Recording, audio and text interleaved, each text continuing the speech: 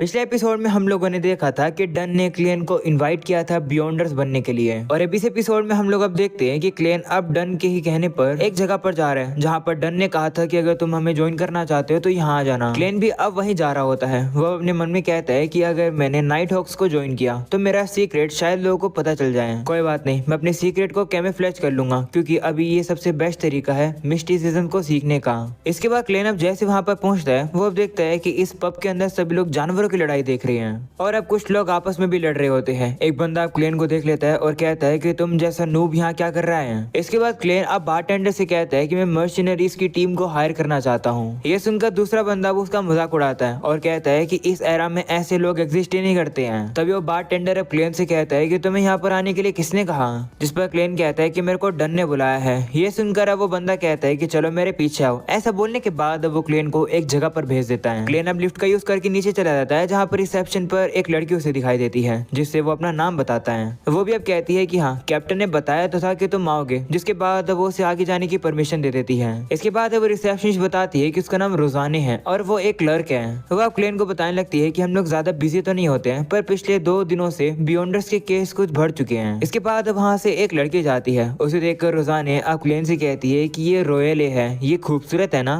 मैं इससे ज्यादा बात करती नहीं हूँ। इसके बाद वो लोग अब नीचे आते हैं जहाँ पर क्लेन अब एक रूम में एक बंदे को देखता है। रोजानिया बताती है कि इस बंदे का नाम फ्राई है। दिखने में नहीं लगता होगा पर ये बंदा काफी ज्यादा अच्छा है, इसने मुझे स्केच करना भी सिखाया है। इसके बाद वो लोग अब आगे जाते हैं और अब वहाँ पर उन लोग को एक बंदा दिखता है जो कि काफी नर्वस होता है। रोजानिया क्लेन को बताती है कि इसका नाम है केनले, इसने यहाँ पर से 6 महीने के लिए ज्वाइन किया है पर हर मिशन में ये काफी नर्वस होता है। अगले सीन में रोजानिया अब क्लेन को आगे ले आती है और कहती है कि कैप्टन आगे हैं, आगे चले जाओ। तो क्लेन पूछता है कि क्या तुम नहीं आओगी, जिस पर वो कहती है कि नहीं, मुझे कैप्टन से पता नहीं क्यों डर लगता है, जबकि वो काफी केयरिंग और दयालु है। इसके बाद क्लेन अब डन से मिलने के लिए अकेले ही चला जाता है। डन भी अब उसे देखकर कहता है कि क्या तुमने डिसाइड कर लिया है ज्वाइन करने का। तो क्लेन भी कहता है हाँ, जिसके बाद डन अब उसे सारे एग्रीमेंट्स दिखाता है। उन एग्रीमेंट्स पर स्पेशल ऑपरेशन डिपार्टमेंट पुलिस लिखा हुआ था, जिसे देखकर क्लेन कहता है कि मुझे लगा कि हम लोग ब्लैक थोर्न सिक्योरिटी कंपनी से हैं। तो डन कहता है कि बस हम लोग इस नाम का यूज कर रहे हैं, हम लोग एवरनाइट गॉडेस के चर्च के अंडर आते हैं, हमारा काम सुपरनैचुरल इंसिडेंट्स को टैकल करना होता है। आज से तुम भी हम में से एक हो। जो सुनकर क्लेन खुश हो जाता है और कहता है कि मैं भी आज से आपको कैप्टन बुलाऊंगा।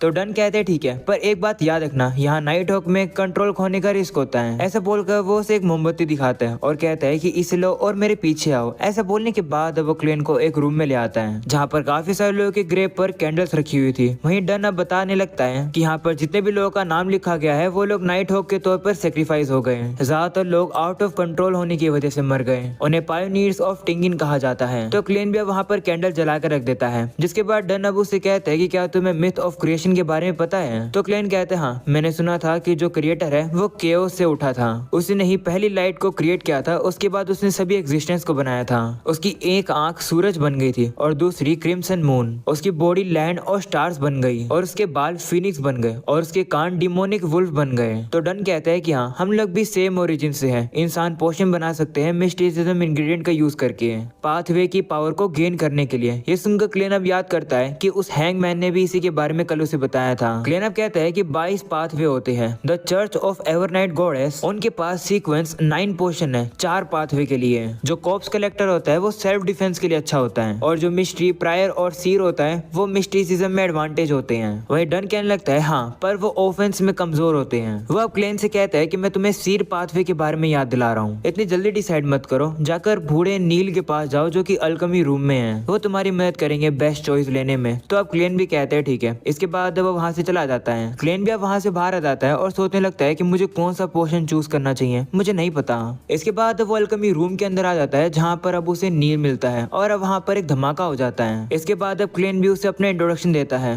तो अब नील भी उसे देखकर कहता है कि तुम्हारे बारे में डन ने मुझे बताया था, तुम पोशन पिक करना चाह रहे हो ना, इतनी भी जल्दीबाजी मत करो, वहाँ डॉक्यूमेंट्स गिर गए हैं, उन्हें उठाने में मदद करोगे। तो अब क्लेन भी कहता है हाँ। ऐसा बोलकर वो डॉक्यूमेंट्स उठाने लगता है। इसके बाद नील अब उसे कहने लगता है कि डन ने बताया था कि तुम्हें एंशिएंट फेसिक और हर्मिस आती है जो कि तुमने यूनिवर्सिटी से पढ़ी थी। तो अब क्लेन भी कहते हैं हाँ, उन्हें मैंने काफी सालों तक स्टडी किया था। तो अब नील भी कहते हैं ठीक है, चलो ऐसी चीजों से शुरू करते हैं जो कि तुम्हें आता हो। वो अब एक पेपर पर एक चीज लिखता है और कहता है कि इसे सोल्व करने की कोशिश करो। करो। एक बार तुम्हें आदत हो जाएगी तब तुम एम्परर रोजेले की डेथ के बाद जो नोटबुक मिस हो गई थी उसको तुम सोल्व कर पाओगे, जो कि ये है। मुझे भी काफी मुश्किल हुई थी 3 ट्रांसक्रिप्ट्स को सोल्व करने में। इसमें लिखा है कि रोजेले ने कुछ सिंबल्स बनाए थे जिनके अंदर मिस्टीरियस पावर होती है, पर 150 साल पूरे हो चुके हैं पर कोई भी अभी तक इन्हें सोल्व नहीं कर पाया कि आखिर इनका मतलब क्या है। पर मैंने कुछ सिंबल्स के बारे में तो पता लगा लिया है और मैं श्योर हूँ कि वो सिंबल्स कुछ नंबर्स को रिप्रेजेंट करते हैं। ऐसा बोलकर वो उस डायरी के पेजेस को अब क्लेन को दिखाता है। उसे देखकर क्लेन भी हैरान हो जाता है और कहता है कि ये तो चाइनीज में लिखा है, जिसे वो पढ़ सकता है क्योंकि वो चाइना में ही तो रहता था।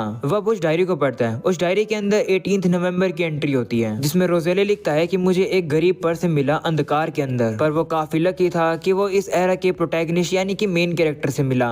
इसके बाद अब उस डायरी के अंदर जनवरी 1 1184 के बारे में लिखा था, जहाँ रोजेले लिखता है कि आज की न्यू ईयर पार्टी काफी कमाल की थी। वहीं क्लेन अब ये सब कुछ पढ़ रहा होता है, वहीं नील उसे कुछ बातें बता रहा होता है, पर क्लेन का ध्यान तो अभी भी इन पेजेस के ऊपर होता है। उसे अब इस पेज के अंदर से काफी सारी इन्फॉर्मेशन मिल जाती है, जिसे देखकर वो कहता है कि शायद से इसका यूज करके मैं घर जाने का एक तरीका ढूंढ सकता हूँ। क्लेन अब देखता है कि उसके अंदर रोजेल ने लिखा हुआ था कि मैंने एक गलत चॉइस ले ली, मुझे या तो अप्रेंटिस या फिर सीर पोशन लेना चाहिए था। क्लेन अब इन सारी बातों के अंदर खो जाता है। तभी नील उससे कहता है कि तुम्हें क्या हुआ? तो क्लेन कहता है कि इस डायरी के अंदर जो लिखा है मैं उसे सोल्व करने की कोशिश कर रहा था। ये सुनकर नील हंसने लगता है और कहता है कि ऐसा हो ही नहीं सकता है। इसके बाद वो उसे पूछता है कि क्या तुमने डिसाइड कर लिया है कि तुम कौन सा पोशन लोगे? तो क्लेन कहता है हाँ, मैंने डिसाइड कर लिया है कि मैं सीर लूंगा। ये सुनकर नील अब उसे कहता है कि क्या तुम श्योर हो, क्योंकि एक बार जो तुम पोशन ले लोगे उसको उसके बाद तुम बाद में नहीं बदल पाओगे। तो क्लेन कहता है हाँ मैं श्योर हूँ, मैं सीर ही लूंगा। ये सुनकर नील कहता है कि मैंने एक्सपेक्ट नहीं किया था कि तुम सीर लोगे। वो अब कहता है ठीक है चलो शुरू करते हैं। अगले सीन में हम लोग अब देखते हैं कि नील अब सीर का पोशन तैयार कर देता है, वो भी अलग अलग बहुत सारे मटेरियल्स को मिलाकर। वो अब उसे कहता है कि लो इसे पी लो। वहीं क्लेन इसे पीने के लिए काफी हेजिटेट कर रहा होता है। वो कहता है कि इसे पीने के बाद कहीं मैं पॉइजन तो नहीं हो जाऊंगा। तो नील अब उसे कहता है कि हेजिटेट मत करो, तुम्हें कुछ भी नहीं होगा। तो अब क्लेन मान जाता है और अब वो उस पोशन को पी लेता है, जिसके बाद क्लेन को अब उसकी बॉडी के अंदर काफी ज्यादा चेंजेस फील होने लगते हैं। उसे अब काफी अजीब लग रहा होता है, जो देखकर नील अब उसे कहता है कि घबराओ मत, तुमने अभी पोशन पिया है इससे तुम्हारी पावर इस तरीके से सीप आउट हो रही है। तुम्हें अब बस फोकस करके एक ऐसे ऑब्जेक्ट को इमेजिन करना है जो कि इस दुनिया के अंदर कॉमन नहीं है। तो क्लेन भी अब मान जाता है और अब वो ऐसी ही चीजों को इमेजिन करने लगता है। क्लेन अब इमेजिन कर ही रहा होता है, पर तभी उसकी spiritual power out of control होने लगती है, जिस वजह से वहाँ की चीजें हिलने लगती है। जो देखकर नील अब उसे कहता है कि फोकस करो, अपने आप को कंट्रोल करो। वहीं क्लेन अब अपने आप को कंट्रोल नहीं कर पा रहा होता है, वहाँ पर मिसाइल, एरोप्लेन और बाकी की चीजों को इमेजिन करने लगता है। वो ऐसी चीजों को इमेजिन करने लगता है जो कि मॉडर्न दुनिया के अंदर होती है, जो देखकर अब नील भी हैरान हो जाता है। वो अब उससे कहता है कि आखिर तुम्हारे दिमाग में क्या थॉट्स आ रहे हैं, कंट्रोल करो अपने आप को। वहीं पर क्लेन अब जैसे तैसे करके अब अपने आप को कंट्रोल कर लेता है और अब उसकी आंखें भी अब काले कलर की हो जाती हैं, यानी कि उसे अब सीर की पावर मिल चुकी है। वहीं नील उसे देखकर कहता है कि मैं तुम्हारे बारे में सही था, तुम सही में कमाल के हो। वो अब उसे कहता है कि तुम्हारे पास स्पिरिट विजन है, इसका यूज करके तुम मोरा देख सकते हो। वहीं क्लेन को अब पीछे कोई दिखाई देता है, पर वो गायब हो जाता है। वो अपनी पावर का यूज करके अब उसे फिर से देखने वाला होता है, पर अब उसके सर में दर्द हो जाता है। तो नील अब उसे कहता है कि तुमने अभी भी इल्यूजन देखा है, ऐसा इसलिए क्योंकि तुम अपनी पावर्स को यूज करके काफी थक गए हो। अगर तुम्हें अपनी ये विजन बंद करनी है तो अपनी आईब्रोज के बीच में 2 बार टैप करो।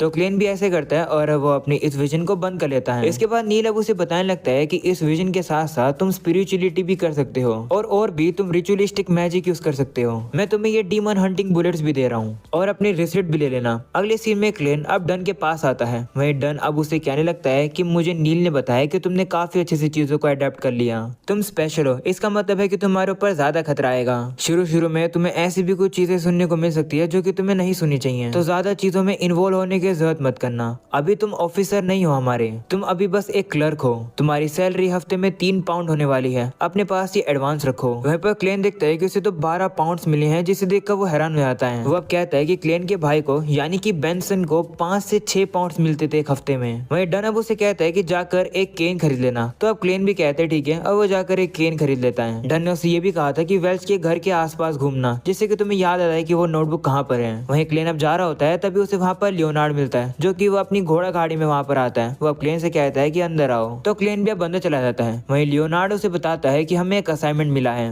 वो कहता है कि हमें एलियट को ढूंढना है, जो कि एक मर्चेंट का बेटा है। इसे सुबह किडनैप कर लिया गया है, हमें इसे ढूंढना होगा। जो सुनकर क्लेन कहते हैं कि हमारा काम थोड़ी है, हमारा काम तो बियॉन्डर्स को हैंडल करना है ना। तो लियोनार्ड कहता है कि ये जो क्लाइंट है ये पहले भी हमारा क्लाइंट रह चुका है, तो हम इसकी फिर से मदद करेंगे। और वैसे भी तुम्हारी एबिलिटी बेस्ट है लोगों को ढूंढने के लिए। ऐसा बोलकर वो उसे एलियट के कपड़े दिखाता है और कहता है कि इससे यूज करके एलियट को ट्रैक करो। तो क्लेन भी अब मान जाता है और अब अपनी पावर को यूज करने लगता है और अब उसे पता चल जाता है कि एलियट कहाँ पर है। वो एलियट को ढूंढते ढूंढते एक घर पर आ जाते हैं। ऊपर के रूम में क्लेन अब देखता है कि वहाँ पर दो गुंडे बैठे हैं और वहाँ पर बच्चे को किडनैप करके रखा गया है। ये सुनकर लियोनार्ड वहाँ पर अपनी पावर को यूज करके दरवाजे को खोल देता है और अब वो जाकर उन गुंडों से लड़ने लगता है। वो अब देखता है कि ये जो गुंडे हैं ये इंसान भी नहीं लग रहे होते हैं। हम लोग अब देखते हैं कि लियोनार्ड अब उन गुंडों को काफी इजीली से हरा देता है। लियोनार्ड अब उन लोग को हरा देता है पर अब अचानक से वहाँ पर एक पंख आ जाता है और अब जैसे वो पंख आकर नीचे उन गुंडों के ऊपर टकराता है वो गुंडे अचानक से एक मॉन्स्टर में बदल जाते हैं और इस बार तो वो लोग पहले से काफी ज्यादा पावरफुल हो जाते हैं। वहीं लियोनार्डो को थोड़ी बहुत दिक्कत हो रही होती है पर फिर भी वो उन लोग को हराने लगता है। वहीं पर अब वो लोग लियोनार्डो से वहां से भागने की कोशिश करते हैं। वहीं क्लेन भी उन्हें ढूंढने की कोशिश करता है पर उससे वो मिलते नहीं है। जो देखकर लियोनार्डो अब उसे कहता है कि तुम हमारे सिर हो, उन्हें इस तरीके से जाने मत दो। तो क्लेन भी अब उन्हें ढूंढने की कोशिश करता है। वह उन्हें सामने की तरफ ढूंढ ही रहा होता है पर तभी वो मॉन्स्टर उसके साइड में आ जाते हैं। जो देखकर क्लेन डर जाता है और वो जल्दी से शूट कर देता है। इसके बाद वो मॉन्स्टर घायल हो जाते हैं पर अब वो लोग वहां से फिर से भागने लगते हैं। वो लोग अब आसमान की तरफ भाग रहे होते हैं पर तभी लियोनार्ड अपनी पावर को यूज करता है और अब वो उन लोग को खत्म कर देता है, वो भी काफी खतरनाक तरीके से। वह बताता है कि मैंने अपनी मिडनाइट पोएट एबिलिटी का यूज किया है जिससे कि ये मॉन्स्टर गहरी नींद में सो गए हैं। ऐसा बोलने के बाद लियोनार्ड अब उस बच्चे को वहां से सेफली लेकर चला जाता है। वहीं क्लेन की अब थोड़ी बहुत याददाश्त आने लगती है उसे। वो अब सामने की जगह को देखकर कहता है कि क्लेन यहाँ पर पहले भी आ चुका है। अगले सीन में वो बच्चा वहां से चला जाता है। वहीं लियोनार्ड कहने लगता है कि मुझे इस तरीके से अनकंट्रोलेबल बियॉन्डर्स को डील करना बिल्कुल भी पसंद नहीं है। वो अब क्लेन से हाथ मिलाता है और कहता है कि हम लोगों ने काफी अच्छा काम किया। वहीं लियोनार्ड अब क्लेन से कहता है कि तुम्हारे अंदर कुछ न कुछ तो है जो कि मुझे तुम्हारी तरफ अट्रैक्ट कर रहा है। ये सुनकर क्लेन थोड़ा सा घबरा जाता है और वो घबरा कर वहां से चला जाता है। वहीं लियोनार्ड को अब क्लेन पर थोड़ा बहुत शक होने लगता है। अगले सीन में क्लेन वापस अपने घर पर आता है। वो कहता है कि अगर मेलेसा को पता चला कि मुझे इतनी जल्दी जॉब मिल गई है तो वो काफी खुश होगी।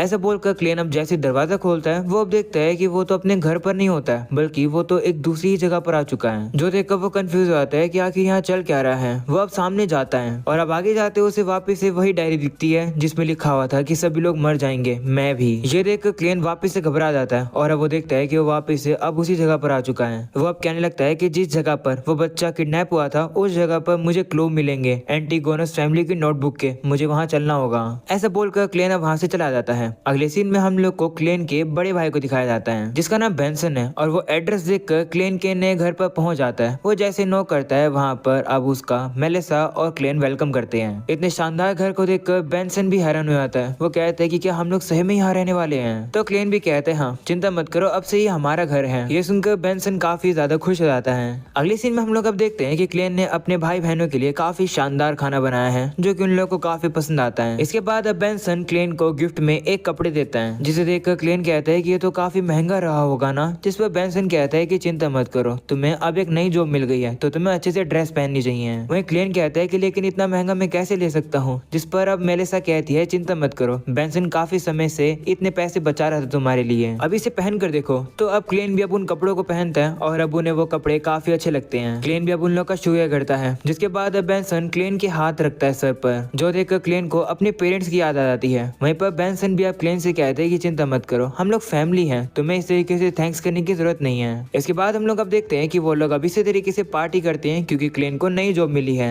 और अब इसी के साथ एपिसोड यहीं खत्म हो जाता है। उम्मीद है कि तुम लोग को ये एपिसोड पसंद आया होगा। पसंद आया हो तो लाइक कर देना, चैनल पर नए हो तो सब्सक्राइब भी कर देना। मिलते हैं अगले एपिसोड में, तब तक के लिए बाय बाय।